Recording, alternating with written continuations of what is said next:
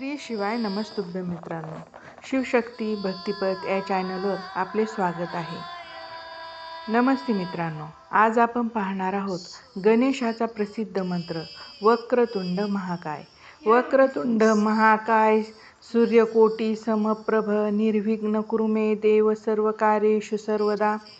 याचा अर्थ आहे वक्रतुंड वाकडे तोंड असलेला गणेश, महाकाय विशाल देहाचा, सूर्यकोटी समप्रभ सूर्याच्या कोटी इतक्या तेजस्वी, निर्विघ्न कुरु मे देव सर्व अडथळे दूर कर, सर्व कार्येषु सर्वदा नेहमी प्रत्येक कार्यात यश दे.